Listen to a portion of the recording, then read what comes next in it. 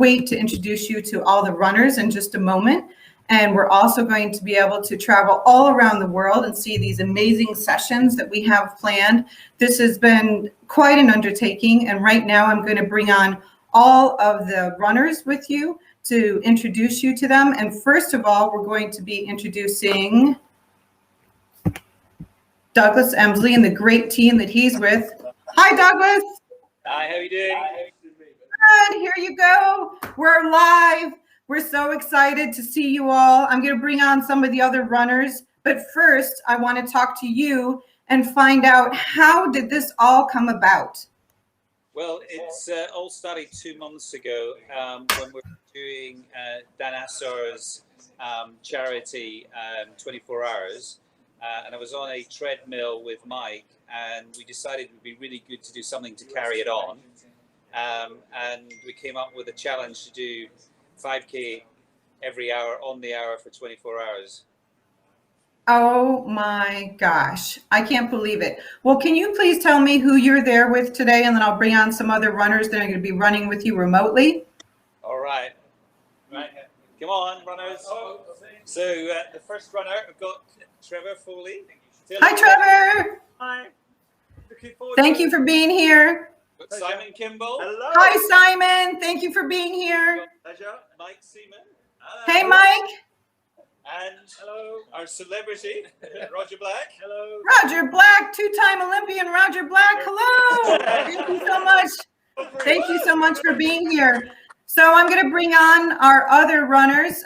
We have Zhou, who is our Tarsus CEO from China. Hi, Zhou. Hi, Joe. And we have Amanda J. I'm not even going to try to say your last name, Amanda. There's Amanda. Hi, Amanda. Hello. Hi. Hi from Colorado. Yeah. We've got Colorado. We've got Beijing. Yes. And I'm going to try to get Arlene on here. There's Arlene. Hello, Arlene. Ready to go from New Hampshire. Hey, you got the dog. Great. All righty. Sorry.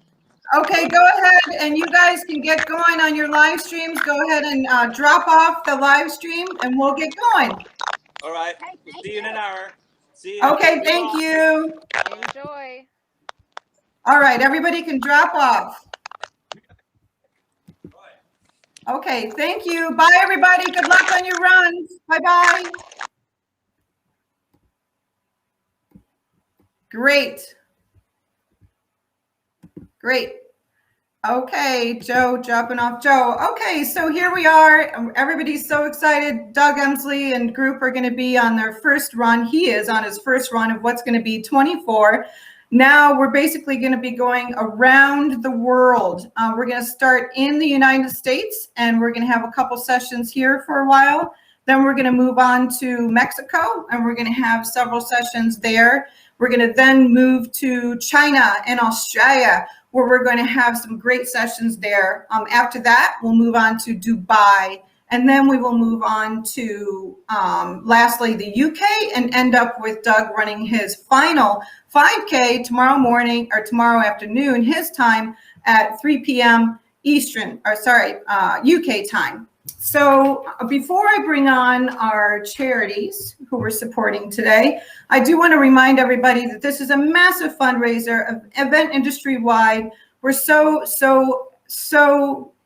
grateful for all of the help that we've had. This has been an event industry completely supported effort. I want to give a huge shout out right now to all of our amazing sponsors. You know, first of all, ASP, thank you so much. The website that you all did is just absolutely beautiful, and it helped drive so much of what's happening today. Thank you very much to Melissa Uwe and her whole team at ASP. This platform that you're all experiencing this on is provided by SwapCart. SwapCart is a fantastic online platform, as you see. I want to thank Mia Mason, Brian, and their whole team, Linda, Julian, Rafaela. I can't even tell you how many people were involved in this from their side. I thank you very, very much. We're very grateful. Charterhouse Capital Partners, Thank you for your incredibly generous donation and your support, along with Clearing Events, Diversified Communication, Emerald, Freeman, GES, Raccoon Events, Mike Seaman. Thank you so much for supporting Doug with yourself and all your runners who will be running with him today. And also CISO, thank you. And Tarsus, of course, we have so many Tarsus colleagues, helping this effort today. So we're all extremely, extremely grateful, for them to be here. So in just a moment, we're going to talk to the two charities that we are going to be supporting as part of this. There's actually three, but we're going to be talking to two right now. One is going to be EventWell. It's based out of the UK, and it's basically a charity that supports mental health with event industry professionals. So important.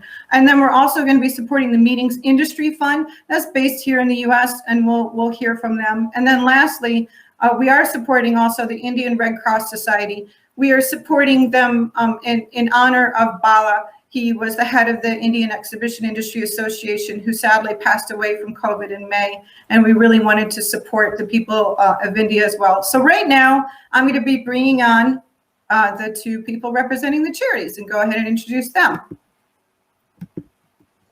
Hi, Gary. Hi, Helen. Hi. Hey, Rachel. How are you guys doing? Great. Good. So I want to introduce Helen Moon. She is the CEO of this amazing charity that I was just talking about called EventWell out of the UK. And then Gary Schirmacher is representing the Meetings Industry Fund. He is the chair of the Meetings Industry Fund. We're so thrilled to have you both here today. And I just want to let you know, I may be even higher now. I don't have the most recent amount in front of me. But we were up close to $27,000 already. Our goal, our original goal, was $24,000. So now we've shot past that. Our new goal is $34,000. We're going to keep going. If we shoot past that, we're just going to keep going. I mean, the support from the industry, you guys, has been absolutely fantastic. So first of all, I'd love to hear, Helen, from you. Can you please tell us a little bit about EventWell and why your charity is important for the industry? Oh, crikey. So, yeah, an astronomical amount of money, by the way. Absolutely gobsmacked. It's awesome. Thank you so much to everybody who's made a donation on this crazy challenge that Doug is doing. I know, yeah. Yeah, exactly. So EventWell was born in 2017. It was supposed to be an annual campaign. We were going to have Event Wellbeing Week every year, and we were going to get the industry talking about mental health and well-being. Fundamentally, we're here to educate, campaign, and support the mental health and well-being of the events industry. Prior to the pandemic, that first week that we held that campaign, we identified that 1 in 3 event professionals will struggle with their mental health every year. Now that looks like from stress, anxiety, depression to burnout. So starting with that first campaign, that first year, we knew then that there was a wider issue, that the industry needed something that was dedicated to the cause, and EventWell as a charitable social enterprise was born from that. So we've continued doing Event Wellbeing Week every year, and it's really kind of mid-2019 was when we probably got started in terms of our charitable cause and our charitable outreach and work and support, and then COVID hit at the start of last year. So as an organisation, we've been affected in exactly the same way as other organisations. We're feeling the pain that everybody's feeling in the industry right now.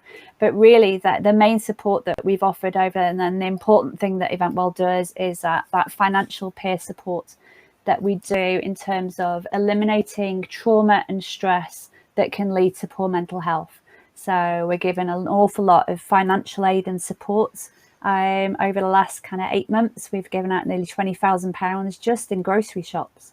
So allowing people the dignity to be able to put food on the table. And it's their industry that are supporting them to do that. I think that's the most important thing, not just for us as an organisation, but for our beneficiaries and the people that we're supporting. It gives them that confidence that their industry stands with them and is behind them, and lets them know that they're not alone. And just the impact that we've had on people's well-being and mental health, and just being able to support them with that financial aid. We've helped event professionals off the streets and get into rented accommodation. We've bought washing machines, and just the weekly grocery shop of helping people put up food and do it in a voucher perspective, so they have the dignity to still buy their food in the way that they would have done previously. So EventWell is not necessarily about because we don't believe that mental health should be approached from a perspective of what's wrong with you type perspective. We come from the leadance that it's what's happened to you, and we're there to help and support with the what's happened rather than the what's wrong, kind of, so if that makes sense. So that's the difference in terms of our organization.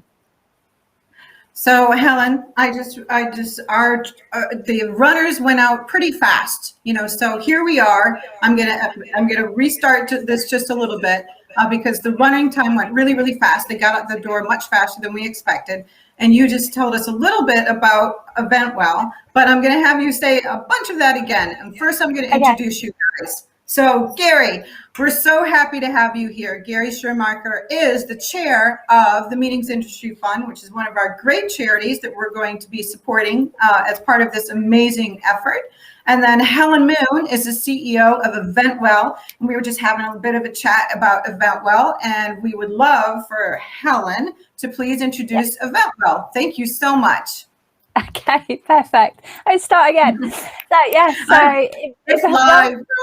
I know, exactly. Live event. So welcome back, everybody. Welcome back. Awesome. So EventWell was born in 2017. It was supposed to be, we started as a campaign. We were supposed to be Event Wellbeing Week. That's where the EventWell came in. EventWell 17, supposed to be Event Wellbeing Week, just a campaign we were going to have every year.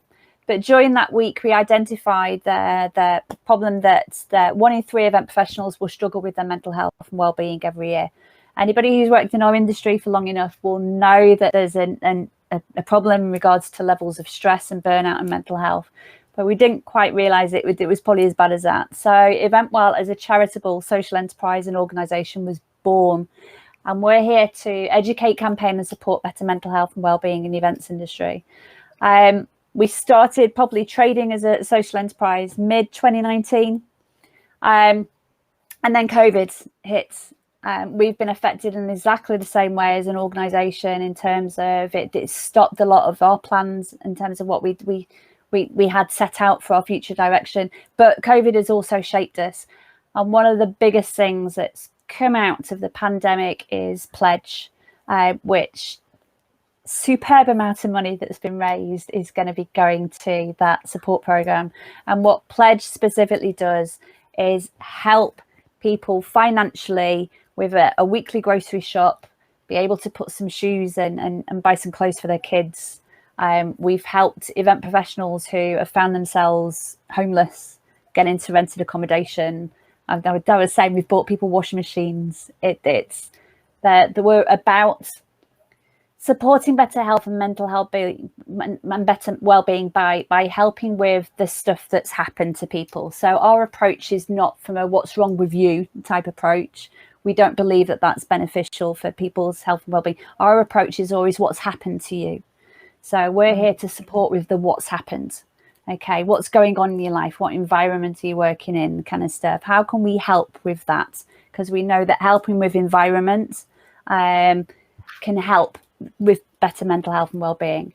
So Pledge is the amount of people we've helped. Over 8 months, we've given out kind of £20,000 just in grocery vouchers alone. Wow. Giving people the dignity to be able to, by giving them vouchers to be able to shop in the way and buy the foods and the things that they like, and especially for their kids and stuff in the way that they would have done before. So dignity is really important when you think about mental health and well-being, and particularly when you think about people in our industry who, for no fault of their own, have found themselves over the last 12 months in a very, very difficult situation, which hopefully, live event today, Yes, happening. I know. Well, Hopefully it's starting to shift. ironically, yeah, we have Doug live in London that we saw with all these amazing runners, and here we are online. So we are truly running a hybrid event. Here we are with our hybrid event. But thank you, Helen. Thank you so much for that. We're so excited to be here. Gary, can you go ahead and tell us about the Meetings Industry Fund? You bet. Thank you, Rachel and Helen. You're doing great work with EventWell. You should be very proud. The meetings, and we're just thrilled to be part of this unbelievable event. I'm down here on the beach this week, and I ran on the beach today in honor of this great event. So great. It doesn't get much better than that, really, I would say. But we're an organization. We were founded in 2015, and we were founded by 5 industry professionals who really had this notion that there wasn't the foundations, the different organizations within the meetings industry didn't really have a connection to people who were in crisis, to people that were facing an emergency. And so the folks we help in the meetings industry, it really is kind of their last chance sometimes in order to help with something that was so unexpected they couldn't ever prepare for it. And we just, we help people. Some of the folks that we help I'll tell a story. There was a banquet houseman at a hotel. He got off his shift at 11 o'clock at night. He went back to his home, and his home had burned down, and his wife and grandson died. And we helped pay for the funerals.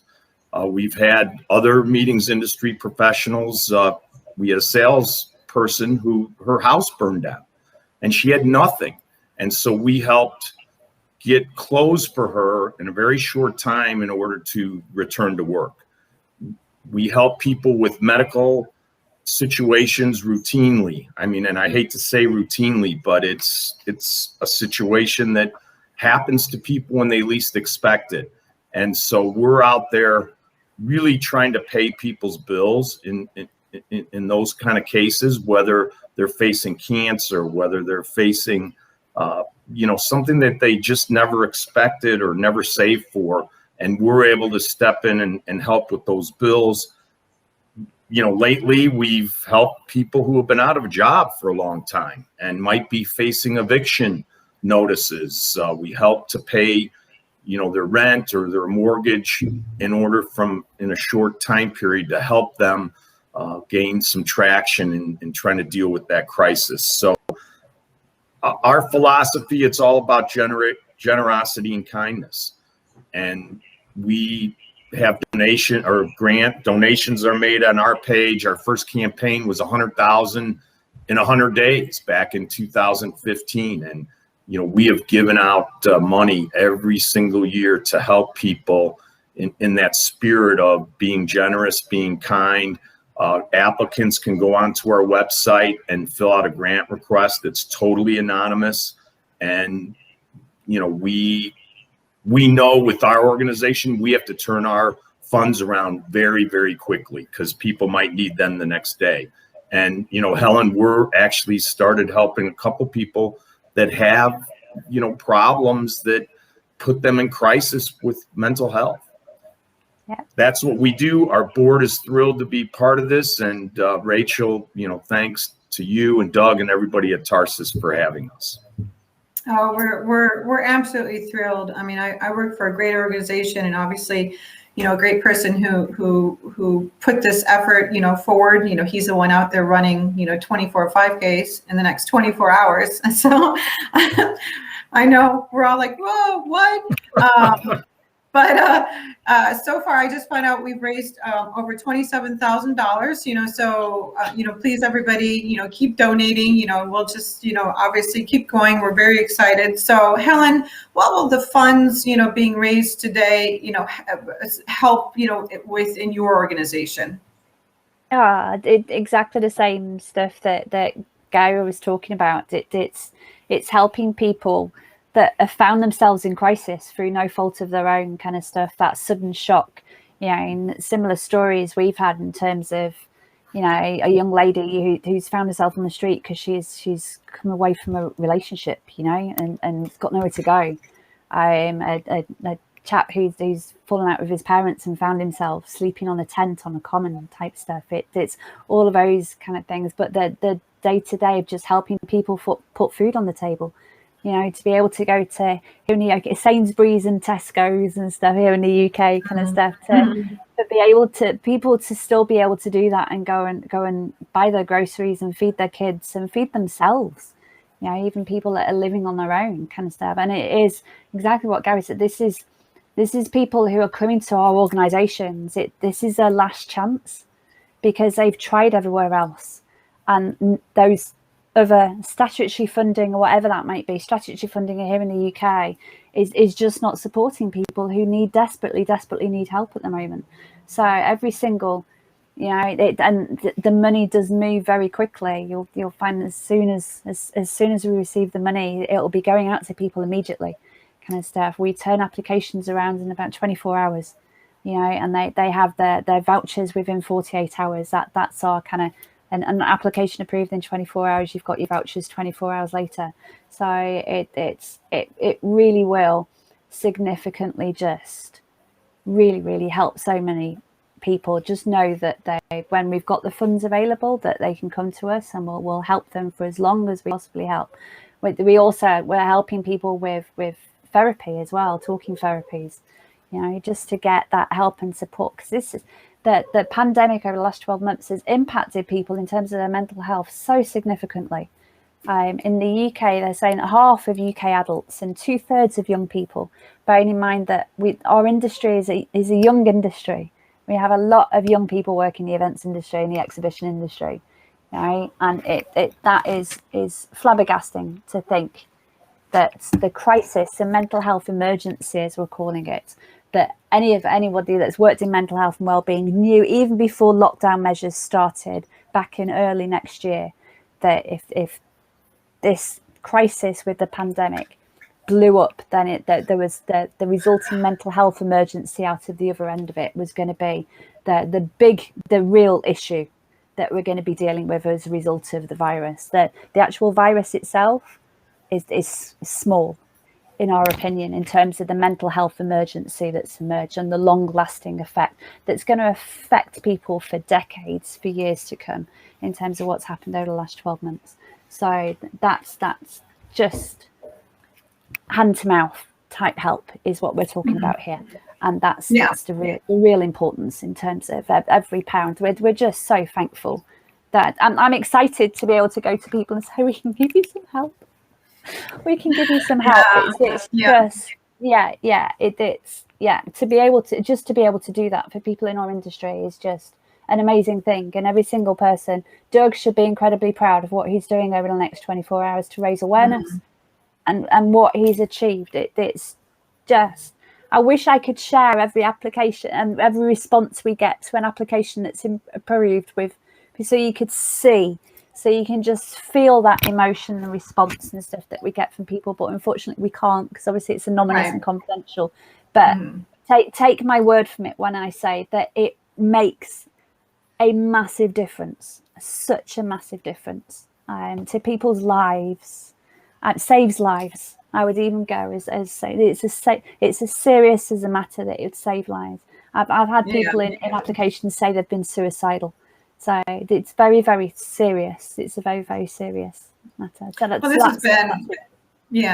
this has certainly been very hard for everyone, you know, but I think for our industry overall, you know, we had, you know, the double-edged sword of dealing with all the fear and the challenges around COVID, you know, in general, and what everybody went, and then our event industry being completely and utterly stopped in its tracks, you know, so the worry beyond that of whether people would have food on the table as well, you know, that's certainly something that, you know, this is all about, you know, supporting, because we recognize that it's been a very, very tough time.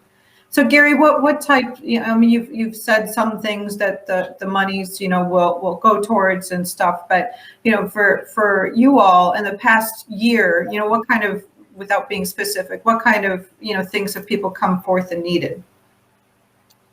Well, I mean, in the past year, we've worked, and Helen touched on it, is creating awareness, because I think that's one of our biggest challenges is we want to serve people at all levels of the meetings industry, whether they're a line employee or a manager, whoever they might be, if they're in crisis.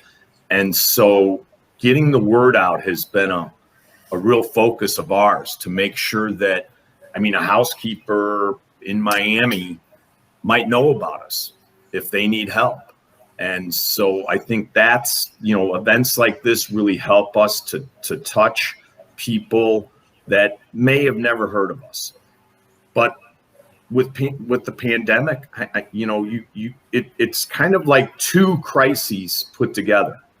So you're sick, you had, and you're dealing with some type of illness, cancer, whatever, and then you pile on the pandemic, which, that's a lot of what I say is, the pandemic is a pile on people.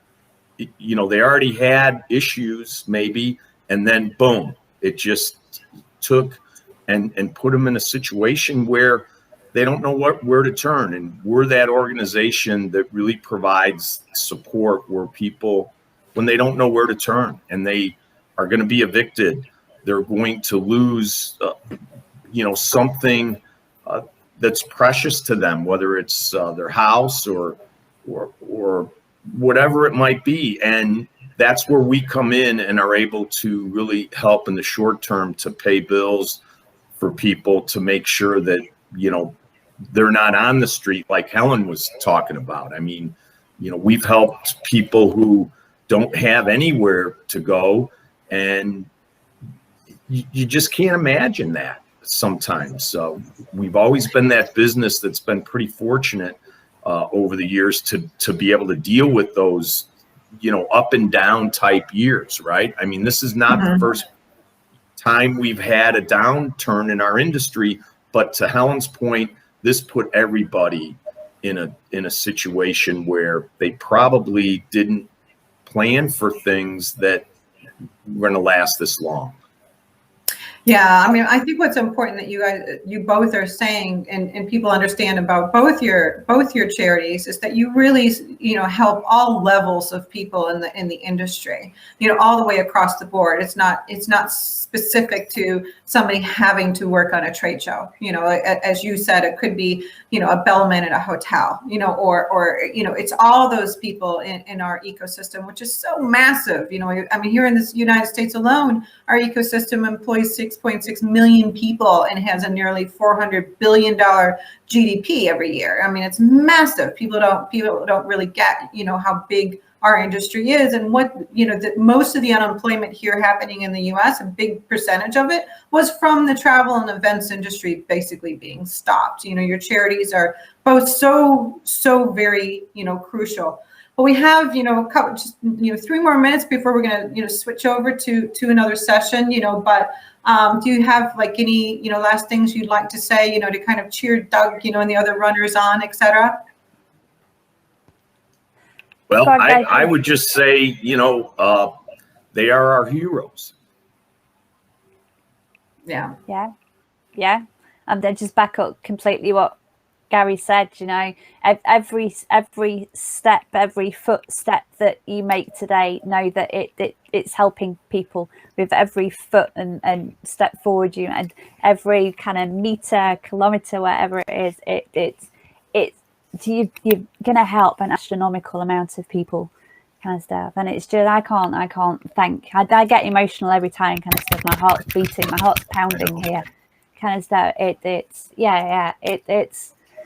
It's unbelievable the amount of people that this will help today, and it's amazing. And you're all heroes, and amazing. And Doug, seriously, I'm a runner. And I would just say, I know. I remember you told me that, Helen, that you're a runner. I know. He's, he loves running, obviously. Yeah. Well, and what I always say is, the folks we help have to put one foot in front of the other. Well, and here so we are. People Perfect. that are doing this, I think, are being, a model to them of, hey, don't give up. Don't ever give up, and just keep pushing on. Yeah, that's very true. Well, Gary and Helen, thank you both very much. I know we'll see you both tomorrow, in the 10 o'clock a.m. Eastern time hour. That'd be 3 p.m. For Helen over there in the UK, where we're going to check in with Doug before he goes off on his last run. 23 more runs to go for Doug after this one. So thank you so much again for being here today, and we will see you tomorrow. Rachel, thank you. All right. Bye-bye. Helen, take care. Keep up the good fight. Bye. You too, Gary. Thank you so much. Thank you. Okay.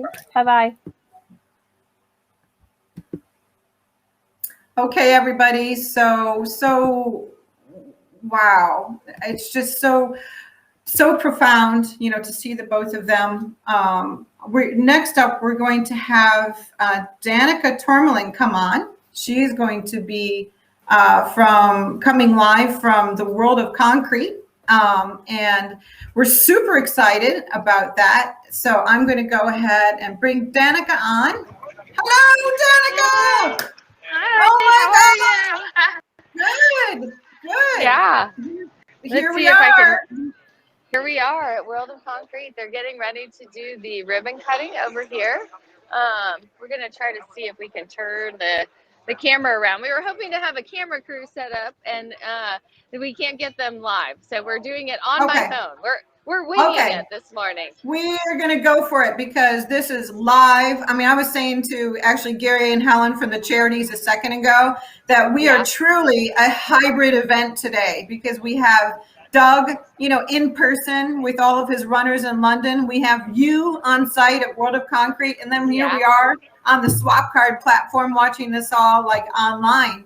So tell us what's it like there? What's the energy like? I mean, this is World of Concrete. Maybe a little bit about that, just in case there's viewers on who don't know much about World of Concrete. Can you tell us a little bit about it? Yes, yeah. So World of Concrete is one of the largest events. You know what? They're getting ready to go live with the ribbon cutting. Do you want to spot in on that for a second? Sure. So let's look in on that for a second. Okay. And this is the ribbon cutting for the West Hall, the grand opening of the West Hall for the Las Vegas Convention Center. I'm trying to see if I can turn it around, the camera around. Let's see. I don't know. No. Yeah, it doesn't do that. Okay. So we have Steve Hill is up on stage right now. Can you see him up there on stage? Yeah. Yeah. Okay. And it's right in front of the West Building. Wow. And we have Charlie McCurdy is also in the. Okay. And Charlie McCurdy is in the audience, and there are Charlie McCurdy who heads Informa exhibitions. Who heads Informa, yes, exactly. And they're trying to introduce everybody, so I was trying to move back a little bit away from there. Yeah. So the vibe is look around at the camera crews here. So we have a full scope. Wow. This is a big deal in Las Vegas, isn't it? Because this is really the first huge event to hit Las Vegas. It is. So earlier there was the Las Vegas market in April, which was the first trade show, but it wasn't at the convention center building. And this is the first one at the new West Hall. Right. There were a couple smaller events in May, but nothing of this scale. So everybody in the industry is really watching. Oh, he's got a microphone. So maybe you'll be able to hear it a little bit better now. Oh, good. Okay. Because of the pandemic, this entire industry disappeared for 15 months. And in Las Vegas, that meant that he's talking about the fact that there's been no business in the city, on the convention side for the last 15 months. Yeah. I can actually hear the mic now. Okay, great. I'm going to let you listen to it then. Had no revenue. Their workers were out of work. All of the business that gets done at these meetings and conventions could not happen. It's not something that easily happens virtually. You don't meet new customers. You don't get to know your new employees. It is a very difficult situation. It is important. We need to get these meetings and conventions back up and running. And it is largely due to the people I am honored to be able to introduce this morning that we are able to be here. First, There we I have Ken wanna thank, McAvoy the and governor Nancy Walsh for is over There's here. Nancy. everything that he has had to do Yeah, in with this building. attendance. Got quite a Chair of informed the crew county here, commission, and there's a lot of other as a industry member of people the here. Tourism Infrastructure I Committee bet. in I heard so many people were going to be there. Every other person I was talking to was like, "Are you going to be there?"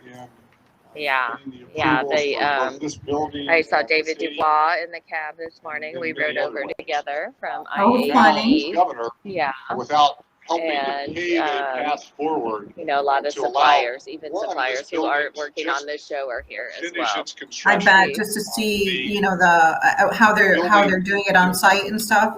Was Right, finished exactly. during the And what pandemic. Yeah, makes sense. The governor had to make a Health and decision safety back in protocols March of are. last year, whether to allow that to continue to take place. I heard it was Balancing 108 there the yesterday. needs of this community with the It health wasn't and quite that safety of warm this yesterday. community. It was over the We weekend. appreciate Oh, your the comments. Yeah, in it was the a lot construction better industry. yesterday. Certainly want to thank all the And construction it's workers. breezy. It's a windy who worked morning through here. that If you to look finish this around, most people are getting a little wind blown Now it here. is my But a honor to beautiful morning present for the show the opening. governor of the great state of Great. Nevada, Steve Sisolak. Here is the governor. This is Governor Sisolak, who will be speaking now. Thanks, so Steve. we should probably try to listen in on this. Kind words, and it is Can you see him? to say it is an honor and a pleasure Yes. to be here is Okay, an understatement. excellent. I mean, Steve is right. In the throes of the pandemic, we decided that construction workers were essential workers. We decided this project was an essential project. There were naysayers along the way, but we built this, and I can't thank Steve Hill enough and the men and women who made this a reality to build this building and to welcome World of Concrete as the first convention back in here is just absolutely incredible. What Steve has done to help us navigate the tourism industry through our pandemic and now towards our great recovery is truly remarkable. I am Nevada Governor Steve Sisolak, and as I say, it's a pleasure to be here. First and foremost, I'd like to thank the Las Vegas Convention and Visitors Authority Board, the board chair, John Mars, and Charlie McCurdy and Nan Walsh from Informa Markets for inviting me here today as we celebrate today's momentous occasion. I also want to acknowledge a very dear friend and someone who was instrumental in making today a reality. That is Clark County Commission Chair Marilyn Kirkpatrick, who, if you don't know her, she's sitting to my right here, has just done incredible. Give her a round of applause. I appreciate that. Thank you. Who has shown leadership when others did not, and she has done so much to make this project a reality and to get the convention and visitors back and to help get our people back to work. Just 2 weeks ago, I was here commemorating the 1.4 million square foot expansion of the Las Vegas Convention Center and opening the Convention Center Loop. And if you haven't taken the ride, believe me, take the ride before you leave. It's something to experience. Today, as governor of the great state of Nevada, I take great pride in welcoming back Informa Markets World of Concrete to our great state. The World of Concrete is the commercial construction industry's largest international event for concrete and masonry professionals. And what better place is there to host this event than the newly expanded West Hall that can truly match the scope and significance of this convention. More than 60,000 industry professionals and approximately 1,500 exhibiting companies from all around the world are expected to fill up more than 700,000 square feet of indoor and outdoor exhibit space. This is an event of truly enormous proportions that Nevada is known for, and it only gets better from here. I could not be any more excited for the return of this staple event for a few reasons. One, this is the first major trade show to convene inside the new West Hall of Las Vegas Convention Center. The first one. Our state is proud to showcase the $1 billion expansion of the second largest convention center in the United States. Our state-of-the-art technology that was incorporated in the development of this building and our innovative Convention Center Loop. Number two, this is the first major trade show to return to the state of Nevada since the start of the COVID-19 pandemic, 16 long months ago. The World of Concrete is the first major trade show to take place in the United States since the start of the pandemic. Throughout the pandemic, we've had to make some really difficult decisions, some that kept me up at night. Decisions that affected people's lives and livelihoods. But as I said recently, every difficult decision was rooted in the long-term strategy for economic recovery, which has led us to where we are today. This convention reinvigorates our commitment to being bold in how we envision the future of infrastructure and the recovery of our state. And this is only the beginning. The Las Vegas Convention Center has a robust lineup of conventions and trade shows lined up on the calendar for 2021 and robust calendar going into 2022. We're all excited to welcome those events as well. But today, we're welcoming World of Concrete. I know that the LVCVA has been working hard to prepare for these events and to make sure they are safe for residents and our visitors. I want to assure all of you that the state and local officials have been doing the same. That's why we prioritize hospitality workers for vaccinations when doses were limited.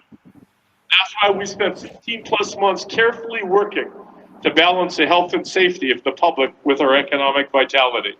It's been a long time coming, Nevada, but we made it.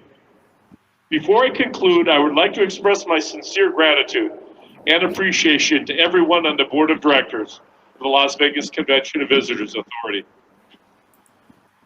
and Charlie McCurdy and Nan Walsh from Informa Markets for making today's event possible.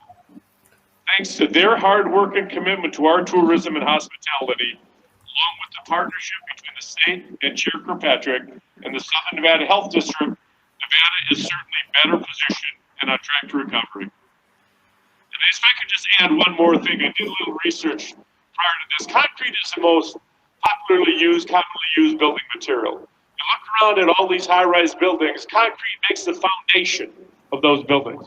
It is used twice as much as all other building materials combined. It is solid, it is real, it is reliable. Just as the Las Vegas Convention and Visitors Authority is the same thing. It could not be a more fitting opening for this convention center than the World of Concrete. To everyone else that is here, thank you for your dedication in making the city of Las Vegas, we've got our mayor here with us today, one of our councilwomen, thank you for joining us, and the great state of Nevada, the amazing place it is today. Thank you all very much for joining us. We are back in Las Vegas, and there's no better or safer place to come and have a convention than Las Vegas. Thank you everyone for joining us today. Great. And Danica, can you please tell everybody who that was again? Yeah, so that was Governor Steve Sisolak. Great. So yeah, Steve Hill is going to be giving a few words here. If you want to listen in, do you want to listen in to Who him? was that again? Is giving words now? So Steve Hill with the Oh, great. LVCVA. Okay. Everybody was certainly for me, so I'm excited about that as well. I like all those statistics about the concrete industry. That's right. Just give me a call. You know, the governor provided half of my introduction to our next speaker. I have had the opportunity to work with Marilyn Kirkpatrick in a number of different roles. We have been partners in any number of efforts, whether as an assemblywoman, as Speaker of the Assembly, and now as Chair of the Clark County Commission. Chair is known for working tirelessly on behalf of her constituents, and I think she worked hard enough over the past 15 months that she actually got tired. So that's a very hard thing to do. We certainly appreciate everything that you have done to make this building possible, you and your staff, to make this day possible. And it is my honor to introduce the Chair of the Clark County Commission, Marilyn Kirkpatrick. So just so everybody knows, we're watching the ribbon cutting of the Las Vegas Convention Center, West Hall, opening of World of Concrete with Danica Tourmaline. Yes, yeah. So they're having, we've had on the governor, Steve Hill, and if you would like to, they're getting ready to open the official show. It starts at 9:30 this morning. And yeah, so they haven't released the attendance numbers, but there are, there's a good crowd here. It was really busy at the airport yesterday and at the hotel. I saw a lot of people's posts on Facebook, and it looked like all planes were full. Yeah, and the hotels, there's a vibe. I went out to dinner last night. But a lot of the restaurants are open. Some of the restaurants are still not open during the weekdays, but most of them are trying to really ramp up for the service for the industry. So. And they will be doing thermal scanning when you get into the convention center. They have digital badges. Everybody has their badges on their QR codes to get into the show.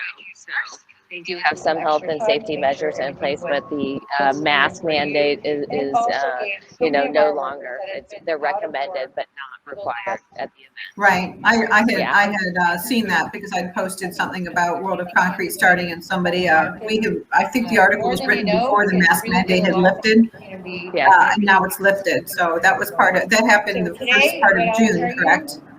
Yeah. So they've been completely back open for business for the last couple of weeks. And if you noticed last night in the hotels and in the convention centers, all the stickers on the floors have been pulled up. There's no more social distancing stickers anywhere. The signage has really come down in terms of that.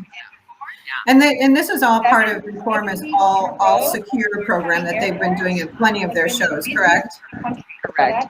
I think the next step is now to focus on following what the venue requires.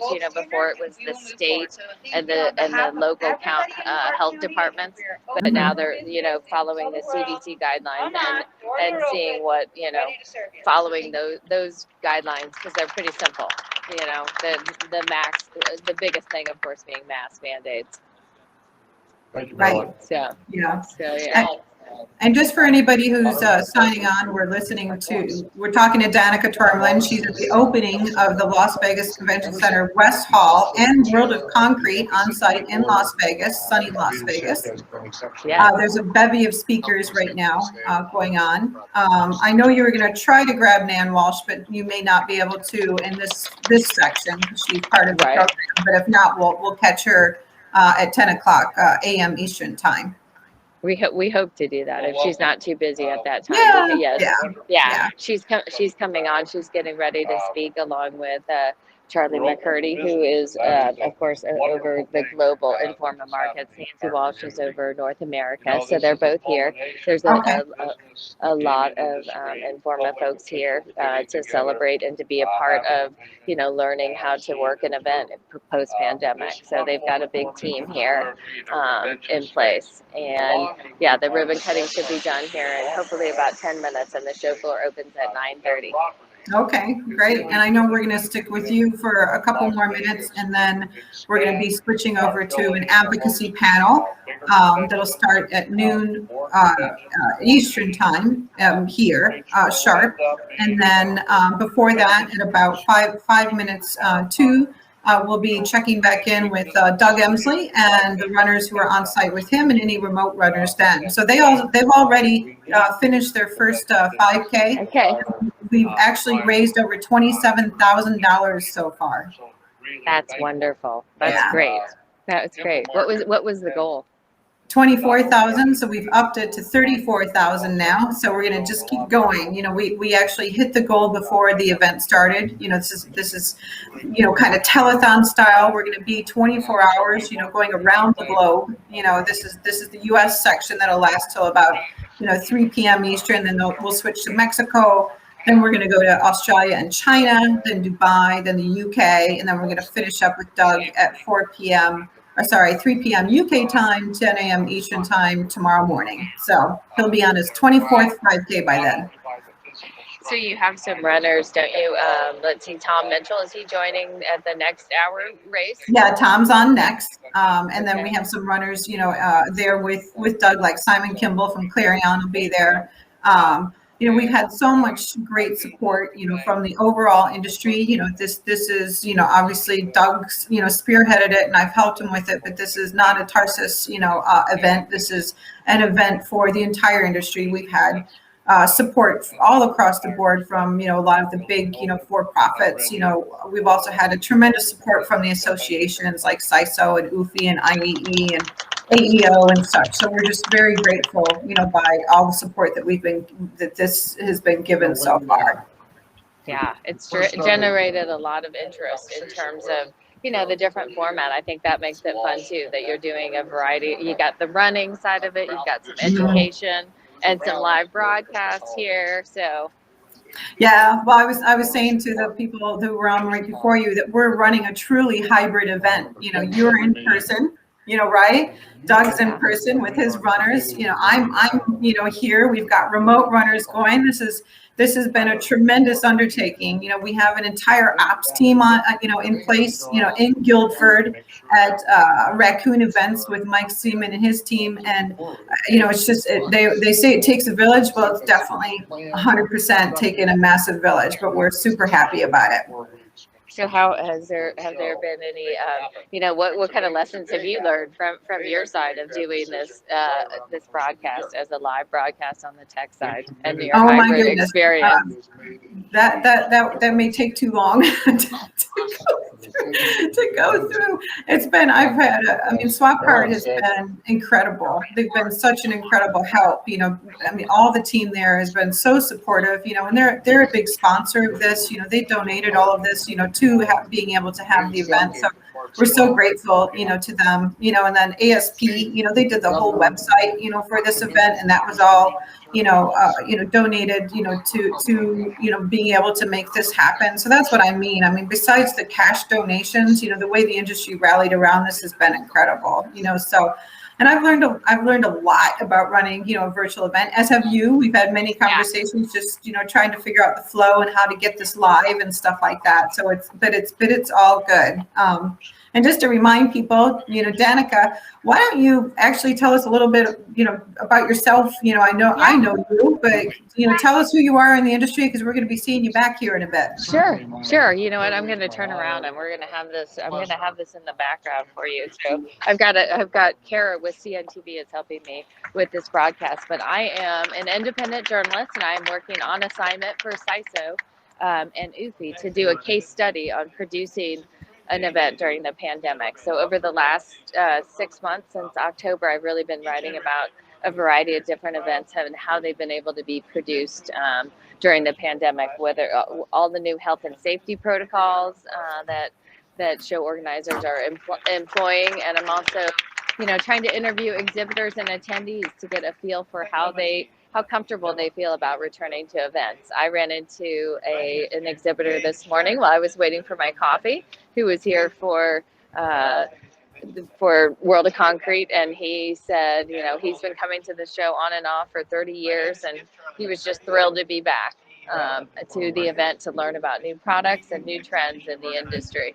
So yeah. Oh, you know what? We have Charlie McCurdy on. So let's go and listen. You want to listen in to Charlie McCurdy real quick?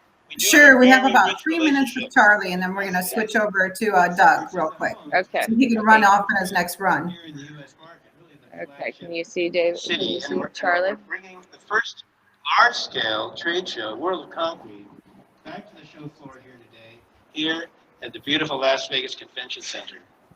And notably in this state-of-the-art, really top